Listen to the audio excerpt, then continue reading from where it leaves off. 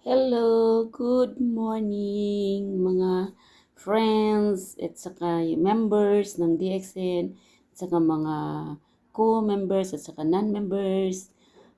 I-share ko lang po yung aking ginagawa tuwing umaga at saka minsan sa gabi.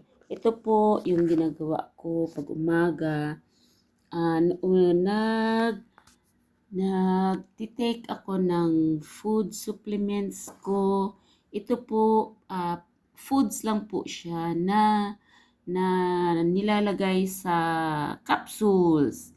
Itong RG, tatlong RG, GL, tatlong GL, tatlong spirulina, dalawang Androgy, dalawang Poria S, tatlong Rosel at saka tatlong Lion's Mane. Medyo i-share ko po yung mga benefits nitong pito talaga itong iniinom ko daily. Pero minsan, pagka naubos na, minsan yung nagpapalit po ako ng food supplement. Kunyari, 90 days po ito dahil dalawa-dalawa, one month and a half ko po itong iniinom, tinitake. Ngayon, after na maubos ito, ginagamit ko, ginagawa ko, nagpapalit po ako, kunyari, black cumin na naman, o di kaya mingkodo, yun na nasa capsules. Kaya, ito po ngayon kasi ito ang mga naka-open sa akin. Ito talaga ang tinitake ko daily. Supplements ito lahat sa ating pangangailangan ng ating katawan. Ayan po. Itong RG, medyo i-share ko lang po in a short lang. Itong RG is detox. Ito nagiging cleanse ng ating sistema o ating ng mga organs natin. Ito kasi yung 90-day-old na mushroom, red mushroom.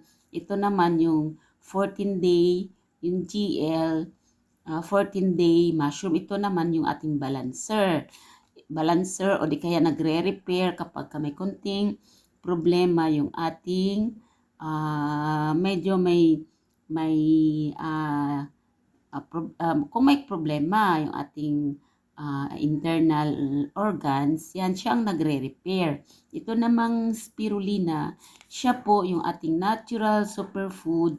Kunyari daily, hindi naman enough yung ating kinakain. Minsan ngayong umaga, minsan itlog at saka rice lang yung kinakain. Kaya kailangan din na mag-supply tayo ng food supplements. Itong Androgen naman, ito ang ating natural antibiotic para prevention sa blood infections. Pwede naman daily uminom kasi nga natural naman siya, wala namang side effects sa ating body dahil ito ay plants na created din ni Papa God. Ito namang mushroom, nagtitake din ako minsan 1 to 2 capsules. Pero nagto 2 capsule ako kasi ito is good for the kidney. Ito namang Androgy, good for the liver po ito. Ayan, kaya nagtitake din talaga ako kasi for prevention. At saka itong Poria mushroom, prevention din po ito sa kidney. Kaya nagtitake din ako ng dalawa. Tapos, itong Rosel is ito ang ating vitamin C. Vitamin C na ating kailangan talaga ng katawan dahil yung katawan ng human being ay hindi nagpo-produce ng vitamin C. Ayan po. Kaya at saka itong vitamin C is good for the heart kasi ayon sa study ng may-ari ng ating kasi nag-study talaga rin siya in holistic way sa pangkalahatan na pamamaraan. Kaya gamit nila ay lahat ay galing sa tanim. Yan. Tapos ito po ay at saka itong Lion's Mane, nagtitake din ako 3 tablet. 3 tablet din na Rosel, 3 tablet din na Lion's Mane. Itong Lion's Mane naman is good for the brain. Kasi minsan ito ang prevention ng ating brain dahil alam natin na yung dahilan minsan ng ano is prevention. Kasi minsan stroke is not a joke. Is not a joke, 'di ba? O, 'di ba? Kaya nagtitake din ako nito as supplementation. Tinitake ko ito before kain yung breakfast talaga ako ay nagtitake. Daily talaga ito. Lalo pa itong tatlo before kain, mga 30 minutes. Tapos itong apat, pwede rin siya after meal or before meal na rin. Kaya nga kung ginagawa ko, sinasabay-sabay ko na lahat bago ako umalis. Minsan puntang Zumba, tapos may lalakarin, kagaya today, meron akong lalakarin. Kaya iinumin ko na lahat. Ang ginagawa ko po ay itong tatlo is RGGL saka spirulina.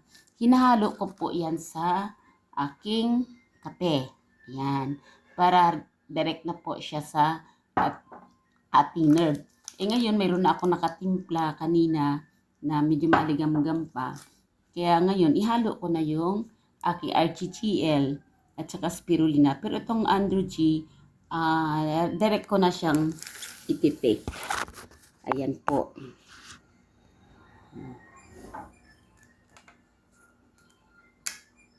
Itong tatlo. Ayan, itong tatlo. Minsan, dalawa lang po. Hinahalo ko na po itong capsules niya. Hinahalo ko na. Yan.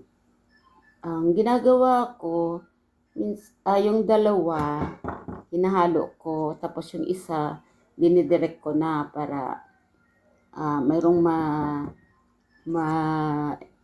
iiwan or medyo matagal-tagal. Pero kung sa bagay, day rin naman ito pa siya ano sa ating katawan. Ayan.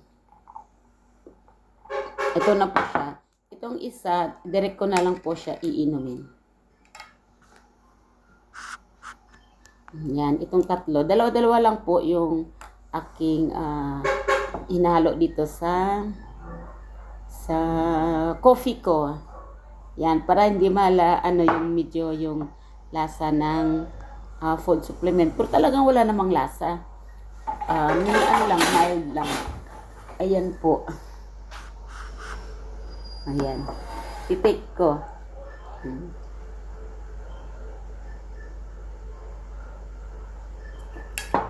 Tapos itong Andrew G, yan ito. Ititake ko na rin. No worries naman kasi lahat ito ay galing sa plants na natural. Kaya nga itong Andrew G, hindi tayo natatakot inumin kasi siya, natural siya.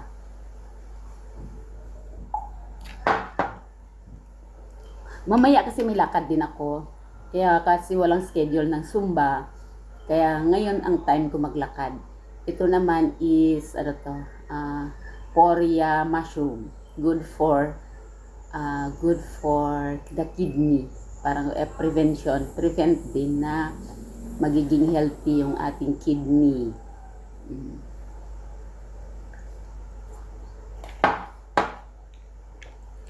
Ito naman yung tatlong Rosel. So, sabay-sabay ko na tatlong Lion's Mane na good for the brain and good for the heart. O, di ba? Ayan. Daily ko talaga ito ginagawa.